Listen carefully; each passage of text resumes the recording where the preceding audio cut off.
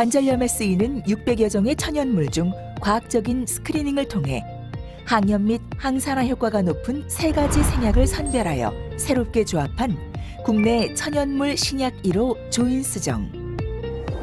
기존의 한약 처방에서 유래한 조합이 아닌 과학적인 방법을 통해 개발된 조인스정은 1997년 허가 이후 다양한 연구를 통해 효과와 안전성에 대한 과학적 근거가 마련되었습니다.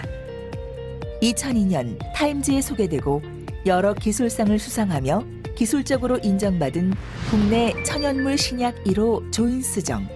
믿고 처방할 수 있습니다. 2002년 2월 국내 천연물 신약 1호 조인스정이 발매되었습니다.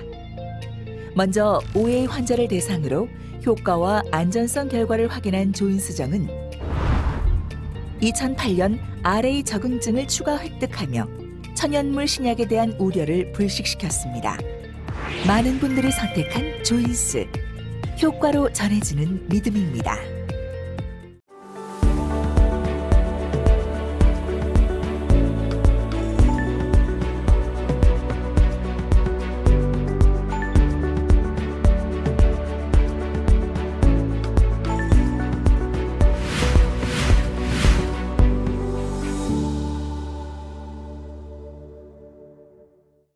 첫 번째 김성환 교수님 강의해 주신 내용 중에서 제가 좀 궁금한 게 있어서 되게 이제 뭐 오스테 알스라이티스가 방사선 사진상 심하고 뭐 예를 들면 마룰라메트도 있고 그러면 환자가 통증이 심한 게 일반적이긴 한데 꼭 그렇지 않은 환자들도 있죠. 외래에 왔는데 엑스레이상 뭐 예를 들면 KL 그래도 3 뭐 이 정도인데 환자는 뭐 통증이 뭐 거의 없다고 표현하는 환자도 있고 또는 심하지 않고 그냥 일상생활에 큰 문제 없다.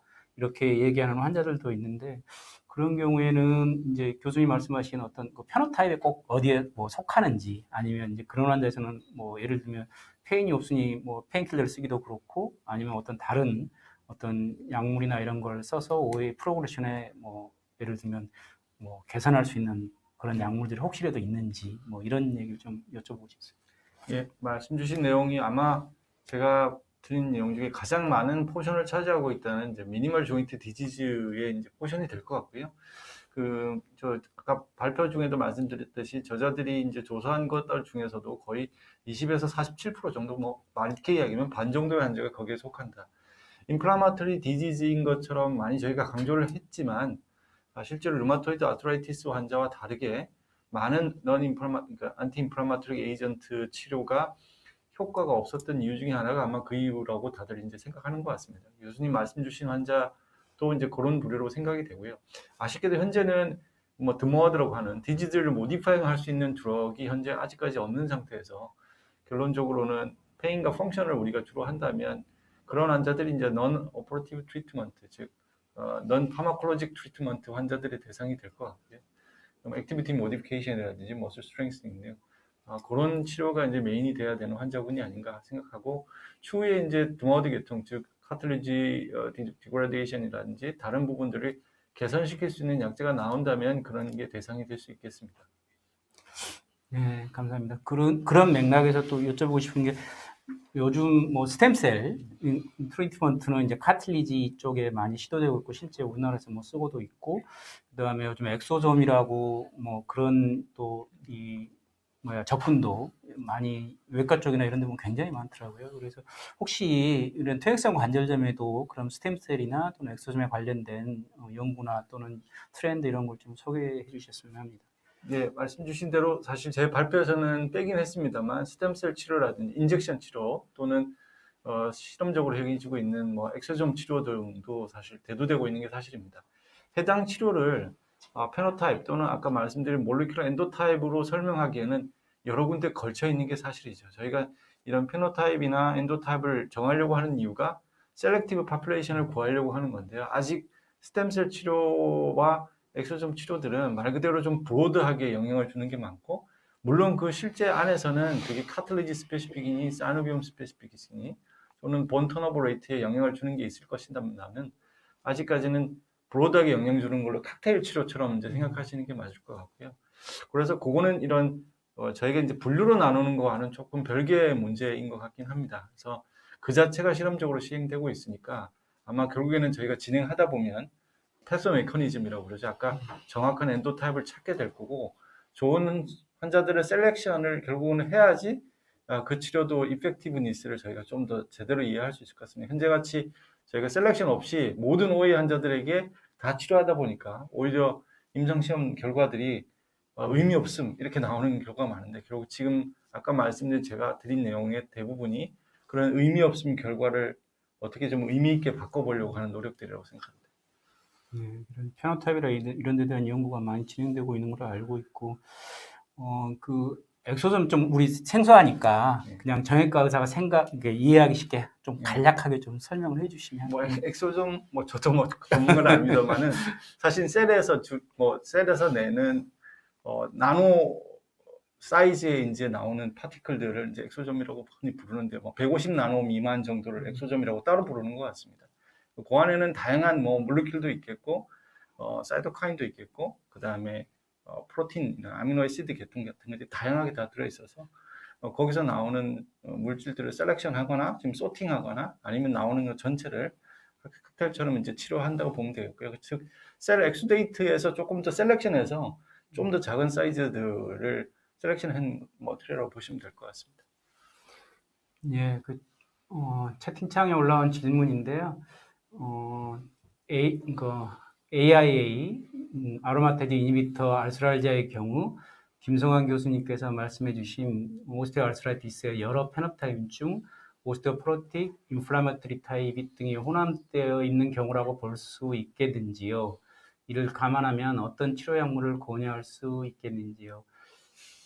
이게 명백하게 이제 뭐 오스테오포로틱 타입, 그러니까 인플라마토리 타입이다 이렇게 얘기하기 좀 어렵지만 하여간 지금까지 여러 가설이나 뭐 논문들이나 이런 데서 얘기되는 거는 아마도 어떤 인플라마토리 사이토카인하고 관계 있는 게 아니냐라는 게 가장 많은 언급인 것 같고요. 실제로 이제 브레스트 서전들을 보면 그냥 엠피컬하게는 콕스트 이미터를 제일 많이 선호하신다고 그러더라고요. 실제로 저한테 이제 의뢰도는 환자들도 보면 대부분 다 콕스트 이미터를 이미 쓰고 있고 그게 그러니까 호르몬 치료를 하는 환자들에서는 거의 뭐 루틴 처방처럼 해서 쓰고 있는 걸로 알고 있습니다. 그래서 실제로 콕스트를 쓰면 뭐 다는 아니지만 많은 환자가 페인 릴리브 효과를 어느 정도는 얻을 수 있고 그래서 케모세라피라든지 호르몬 리플레이스먼트를 따라갈 수 있는 그 정도로 페인 컨트롤은 좀 되는 것 같습니다. 사실 AI에 대한 명백한 뭐 패소 메커니즘이나 뭐 이런 게 알려진 게 없고 그다음에 이제 증상 자체도 사실 뭐 전혀 관절염이 없거나 무릎에 다른 이상이 없었던 환자도 있지만 이미 이제 연세가 좀 있거나 또는 그 전에 뭐 다른 이유로 수술을 받거나 그래서 이미 관절에 좀 증상이 있었던 환자들이 있는데 그게 이 치료를 하면서 뭐 증상이 실제 심해진 건지 아니면 이게 호르몬 세라피를 하면서 심해진 건지 아니면 워낙 내추럴 코urse 자체가 환자가 이제 케모세라피 하면서 뭐 전신적으로 힘들어지고 그러면서 통증이 좀 더 심하게 느껴지는 건지 그런 거는 좀 애매한 면이 있겠습니다. 하지만 현재까지 보면 대부분의 브레스트 서전들이 제가 알기로는 콕스트 이미터를 좀 많이 선호하는 걸로 알고 있습니다. 다음은 우리 하정구 교수님 강의에 대한 질문입니다. 무릎 수술 후 점진적인 수루 기능 회복을 위한 상태 평가 척도로 주관적인 평가인 PRO와 페이션트 리포티드 아웃컴과 객관적인 평가인 ROM, 인퓨전, 수술 후 경과 시간, 통증 정도들 중 어떤 방식이 더 유용하다고 생각하시는지요? 또한 실제로 임상에서 어떻게 적용하고 계시는지 실제 하정 교수님 클리닉에서 하고 있는지를 좀 소개해 주셨으면 하는 질문인 것 같습니다. 네, 좋은 질문 감사드립니다. 사실 뭐 어떤 방식이 더 유용하다고 생각하지는 않습니다. 아마 그렇게 생각하시고 질문하셨을 것 같은데 두 개가 서로 보완적이어야 할 것 같고요. 장점들로 보면 당연히 이제 뭐 페이션트 리포티드 아웃컴은 다양한 설문 결과가 환자가 이제 스스로 이것을 생각해봐서 이렇게 제시할 수 있는 그런 측면이기 때문에 다양한 측면을 포괄할 수 있다는 점, 그리고 환자로부터 이렇게 나오는, 그러니까 실제로 느끼는 것들에 대한 평가이기 때문에 그런 부분에서 장점이 있겠고, 객관적인 거는 이제 의사가 보고 객관적으로 ROM이 몇 도 나왔다, 뭐 비전이 있다 없다, 수술한 지 3개월 됐으니까 요거 할 수 있다 없다, 또는 뭐 통증이 1점부터 10점까지 중에 얼마냐, 뭐 이런 것들은 아주 직관적이고도 직관적이고 간명하고, 또 의사가 환자를 통해서 물어보는 거기 때문에 객관적으로 파악할 수 있다는 그런 장점이 있을 것 같습니다. 그래서 서로 보완을 해야지 맞을 것 같은데요. 실제로 저는 일단 이제 물론 토탈리 수술하고 난 환자들의 팔로우업을 자주 하지는 않기 때문에 그런 것들을 이제 시리얼하게 보지는 않지만, 예를 들면 ACL 리컨스트럭션 하고 오는 환자들은 뭐 6주, 12주,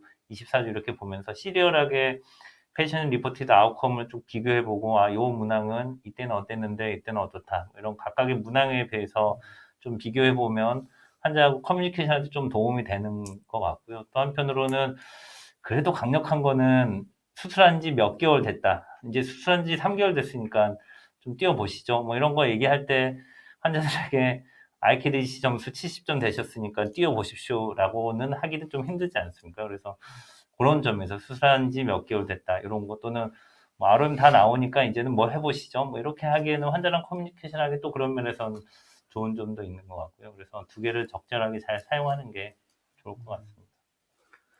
네, 실제로 이제 ACL 리컨스트럭션 후에 이제 프리 인저리 레벨이나 그 다음에 컴피티티브 스포츠에 리턴하는 빈도가 이제 상대적으로 낮다는 건 다 잘 알려져 있고, 거기에 여러 가지 복합적인 원인이 있다는 것도 알려져 있는데, 이제 아까 하정 교수님 말씀처럼 이제 사이콜로지컬 팩터도 사실은 중요한데, 전문적인 예를 들면 프로페셔널 애슬리트 같은 경우에는 뭐 스포츠 심리학자나 뭐 또는 이런 사람들이 붙어서 이제 그런 도움을 줄 수도 있는데, 실제 외래에서 이제 그런 뭐 프로페셔널 애슬리트가 가지고 어메추어나 또는 뭐 이렇게 그냥 학교 스포츠를 하는 친구들의 경우에는 그런 그 사이콜로지컬 팩터를 뭐 교수님 혹시 뭐 어떤 식으로 좀 이렇게 환자들의 도움을 준다든지 레코멘데이션 한다든지 그런 걸 하고 계신지, 아니면 지금 뭐 말씀하신 것처럼 일반적으로는 외래에서 아까 말씀하신 것처럼 몇 개월 전 뭐 이 정도는 할 수 있으니 해봐라, 뭐 하십시오, 뭐 이렇게 설명할 수밖에 없는 상황이긴 한 것 같은데, 네. 혹시 그런 좀 프로페셔널 애슬리트 말고 좀 이렇게 그런 도움을 받을 수 없는 사람들에서 어떤 좋은 방법이나 그런 게 있는지요? 네. 사실 이제 저도 그 주제와 관련해서 좀 고민을 많이 하고, 실제로 이제 인터뷰 스터디를 해본 적이 있거든요. 질적 연구를 좀 해서, 그러니까 운동을 좋아했던, 꼭 선수가 아니더라도 운동을 좋아하고 많이 했던 사람들이 수술하고 나서 운동 복귀와 관련해서 어떤 어려움이 있었는지, 뭐가 방해가 됐는지를 이렇게 인터뷰를 했습니다. 한 뭐 10여 명 넘게 지금 하고 있는데, 그걸 보면 이제 제일 중요한 것 중에 하나는 아까도 잠깐 말씀드렸지만 다시 다칠 것에 대한 두려움이 제일 큰 것 같습니다. 실제로는 아주 객관적인 점수도 높게 나오고, 뭐 인스타빌리티도 없고, RM도 잘 나오고, 다 좋은데 스트렝스도 좋고 하는데 다칠 것 같다라고 하는 점이 제일 걱정이 많고, 그걸 극복한 사람들은 내가 언젠가 이걸 해봤더니 되더라 하면서 그 어느 순간을 딱 넘어서면서 그걸 극복했다고 얘기를 하더라고요. 그래서 그런 부분에서 이제 제가 평가를 해보고, 야, 너 할 수 있어. 객관적으로 봐서 이 정도 됐으니까, 할 수 있으니까 걱정 말고 해라, 라고 하는 부분들을 이렇게 자꾸 독려를 해주면, 내가 객관적으로 되는구나, 할 수 있겠구나라고 좀 자신감을 얻을 수 있는 게 있는 것 같습니다. 그래서 저도 예전에는 이걸 뭐 전문 꼭 사이콜로지스트, 사이키아트리스트가 뭐 해야 되는 거 아닌가 생각했는데, 사실은 그 사람들보다도 우리 서전이 그 사람의 상태에 더 잘 알고, 그렇기 때문에 좀 자신감을 불러 넣어주는 측면, 그게 하나 있을 것 같고, 또 한편으로는 또 운동을 많이 했던 사람들, 전문적으로 했던 사람일수록 또 어떤 두려움이 있냐면, 자기가 이전보다 펑션이 좀 떨어져서 내가 이전에 팀에서 뭐 했던 능력 그만큼 못 보여주면 다른 사람들이 나를 좀 이렇게 하겠지, 뭐 이런 걱정들이 꽤 많더라고요. 그래서 그런 부분도 좀 결국은 이제 맨날 나오는 거지만 자존감 뭐 이렇게 되는데, 저희의 전문 영역은 아니지만 사실 한 번씩 만날 때 외래 올 때마다 좀 자신감도 좀 불어 넣어주고 잘할 수 있다, 뭐 이런 얘기 해주는 것도 좀 도움이 되지 않을까, 뭐 이렇게 생각을 해보고 있습니다. 그 한국형 코리안 이스코어죠. 네. 예. 굉장히 잘 만든 스코어, 굉장히 학회에서 그때 노력을 많이 들여서 했는데 궁금해서 여쭤보는데 이게 실제로 이제 이런 스코어링 시스템들이 나오면 사실 많이 인용되고 사용되고 그래서 서로 이렇게 논문할 때 서로 비교도 할 수 있고 이래야 되는데 실제로 인용 정도가 어느 정도인지 혹시 알고 계신 게 있는지. 인용 정도는 잘 모르겠는데요. 많이 이렇게 쭉 검색해봤을 때 그걸 주제로 했던 논문이 많지는 않은 것 같습니다. 근데 결국 뭐든 그렇지만 스탠다드가 되지 않으면 그 스탠다드 지위에 올라가지 않으면 참 어려운 것 같습니다. 그래서 아까 말씀드렸던 HSS나 KSS 사실 스코어적인 측면에서 보면 우리 KKS가 훨씬 좋은데 스탠다드가 아니라는 이유로 잘 못 쓰는 것 같습니다. 예. 여기 뭐 모든 분이 답해도 될 것 같습니다. 우측 무릎 전방 십자인대 재건술이나 우측 설관절 전체 환수로 운전 허용식이나 기준이 어떠신지. 그러면 이 토탈이 좋은 질문이시고 이게 늘 환자분이 많이들 여쭤보시는 부분이죠. 전 토탈리부터 말씀을 드리면은 오른쪽 같은 경우는 저는 6주를 얘기하고 한 번 때 좀 많이 조사를 해본 적이 있었는데요. 그게 이제 미국이랑 좀 다른 차이가 있고, 근데 미국은 아마 주마다 좀 규제하는 룰이 정해져 있는 것 같은데 우리나라는 특별히 없는 것 같은데 기준을 보는 거는 이제 그 오피오이드 같은 계열의 약을 끊을 수 있을 때가 하나 들어가고, 그다음에 반사 기능을 이제 다 측정해서 그 에비던스를 보니까 되게 6주를 얘기를 많이 하는 것 같습니다. 그래서 TK 같은 경우는 우측 같은 경우는 6주, 좌측 같은 경우는 2주 이렇게 잡는 게 이제 보통인 것 같고요. 그게 이제 전방 십자인대는 어떤 걸 같이 했냐가 굉장히 중요한 것 같은데 그냥 단순히 메니스커스나 카tilage 프로시저 없이 ACL만 했다 그러면은 그것도 역시 저는 6주로 말씀을 드리고는 있는데 조심스럽게 얘기를 드리고요. 기준이라고 하는 거는 뭐 아시겠지만 이제 레인지 오브 모션이 좀 잘 나오면서 그런 이 반사적으로 브레이크나 엑셀레이터 왔다 갔다 이게 가능할 때 그때를 잡아줘야 되는 것 같습니다. 저는 그렇게 한 6주 정도를 잡고 있습니다. 혹시 우리 김성환 교수님. 저도 뭐 비슷한 의견인데요. 저도 사실 기준을 주고 있지는 않은데 저기 보스링으로 이제 크러치 없이 페니스하게 노멀 레벨 워킹이 가능한 정도를 항상 말씀드리고 저도 봤더니 그게 보통 한 2달 정도 되시더라고요. 6주에서 2달 사이 정도가 되는데 그 정도가 되면 되지 않을까 이렇게 환자들한테 공부를 하고 분명히 본인이 느끼기에 불편하다고 그러면은 가급적이면 반사신경 떨어지니까 하지 않도록 권고하는 게 있습니다. 저도 한 2달 정도 보는 것 같습니다. 네. 네, 저도 보탤 건 없을 것 같습니다. 예. 저도 비슷하긴 한데 이제 요즘 다 뭐 자동차가 다 이제 뭐 일반적으로 수동 타시는 분은 뭐 그렇게 많지 않으니까. 근데 이게 제가 경험한 거는 이제 예를 들면 뭐라고 그러나 이렇게 RV처럼 이렇게 좀 운전석이 높은 그런 분들이 승용차 이렇게 운전석이 좀 이렇게 낮아서 이렇게 무릎을 많이 구부려야 되는 환자보다는 좀 나은 것 같더라고요. 왜냐면 제 환자 중에 이제 그럼 이 RV를 좀 많이 타시는데 이제 저는 대개 6주, 8주 넘어서 하라고 이제 얘기를 하는데 물론 뭐 앵클 모션 뭐 이런 거 보지만 그렇지만 이제 되게 주의하고 뭐 앞차와 간격도 얘기하고 여러 가지 얘기를 하죠. 왜냐하면 또 뭐 타라고 그랬다가 혹시라도 접촉사고라도 나면 또 누굴 원망해야 되니까. 근데 일반적으로 보면 좀 RV나 이런 것처럼 운전 시트가 좀 높은 환자들은 운전하기를 좀 편해하는 것 같고요. 상대적으로. 근데 이렇게 좀 뭐 이렇게 시트가 낮은 이런 차를 타시는 분들은 조금 타고 내리기도 좀 불편함이 있고 그런 것 같습니다. 그런 차종도 뭐 관련이 있긴 있을 것 같습니다. 예, 그다음에 우리 토탈리 하시고 나서 네. 퇴원할 때 약은 어떻게 주세요? 퇴원할 때. 퇴원 레지멘이 이제 아까 전에 2주까지 돼 있던 거랑 거의 유사한데요. 예.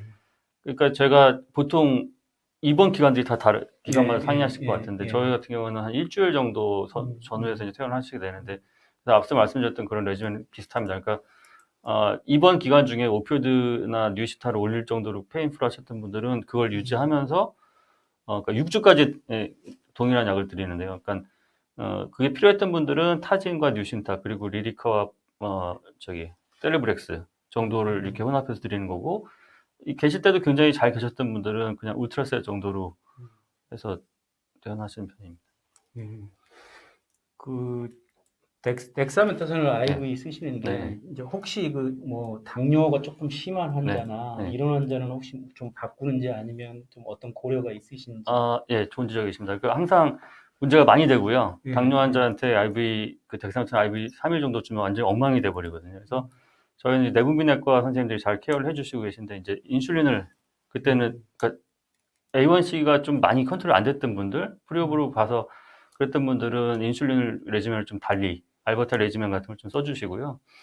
근데 이제 문제가 되지 않았다는 게 중요합니다. 그렇다 하더라도, 그리고 RA나 뭐 DM이 컨트롤 하도 안 됐던 분들을 하더라도 스테로이드가 3일 들어가는 것이 굉장히 인펙션 리스크를 올렸거나 아니면 제네럴하게 많은 것을 뭐 컨디션 악화시켰던 경우는 한 번도 없었다는 것이 중요하고요. 그건 이제 저뿐 아니라 아마 많은 그런 메타안에서 마찬가지로 특별한 리스크 올리지 않았다는 것이 이제 중론이 되겠습니다. 그러면 입원했을 때는 그 덱사 쓸 때는 그냥 저기 인슐린으로 컨트롤하고 네, 할 RI로. 때는 예. 그냥 근데 이제 그분들은 A1C가 뭐 한 7점대 이상으로 굉장히 예, 스테이블한 분들이고 대부분 분들은 그냥 가지고 있는 레지멘을 유지합니다. 예. 혹시 뭐 채팅창에 더 질문이 더 없으셔서 혹시 우리 서로 하나씩 질문해볼까요? 네. 자, 그럼 저기 우리 하 교수님한테 네. 예, 여쭤보고 싶은데, 이제 저런 PRO를 할 때 이제 가장 큰 문제가 굉장히 많지 않습니까? 네. 환자들 컴플라이언스가 굉장히 떨어지는 것 같은데요. 네. 이제 좀 롱텀하게 오시는 분들은 반복적으로 하게 되니까 그거에 대한 신뢰도도 좀 떨어질 수도 있을 것 같고, 그렇다고 저희가 이제 페이션트 리포터드 아웃컴인데 누가 개입해가지고 하는 것도 적절하지 못하고, 혹시 뭐 잘 이렇게 수집하시는 팁 같은 거 중요한 질문인데. 글쎄요. 저 한때는 이제 뭐 어떤 경우에 레지던트들이 성실하게 잘 받는 줄 알았더니 나중에 알고 보니 이렇게 5초 만에 받았다면서 농담하긴 하는데, 그거 말고 또 이렇게 이제 저희 센터에서 운동을 해주는 운동치료사들이 이렇게 뭐 열심히 하고 하면 또 성실하게 대답을 해주는 것 같습니다. 그래서 그걸 받는 사람이 성의를 잘 보이면 되는 것 같은데, 글쎄요, 뭐 왕도가 있겠습니까? 예.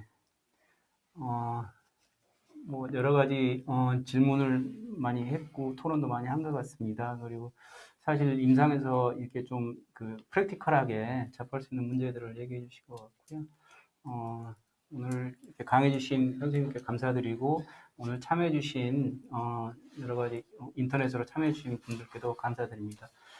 이상으로 제 7차 술관절학회 웨비나 심포지움을 마치도록 하겠습니다. 감사합니다.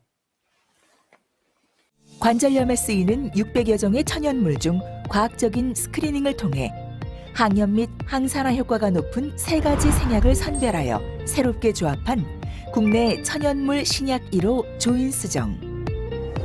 기존의 한약 처방에서 유래한 조합이 아닌 과학적인 방법을 통해 개발된 조인스정은 1997년 허가 이후 다양한 연구를 통해 효과와 안전성에 대한 과학적 근거가 마련되었습니다. 2002년 타임즈에 소개되고 여러 기술상을 수상하며 기술적으로 인정받은 국내 천연물 신약 1호 조인스정. 믿고 처방할 수 있습니다. 2002년 2월 국내 천연물 신약 1호 조인스정이 발매되었습니다. 먼저 5회 환자를 대상으로 효과와 안전성 결과를 확인한 조인스정은 2008년 RA 적응증을 추가 획득하며 천연물 신약에 대한 우려를 불식시켰습니다. 많은 분들이 선택한 조인스. 효과로 전해지는 믿음입니다.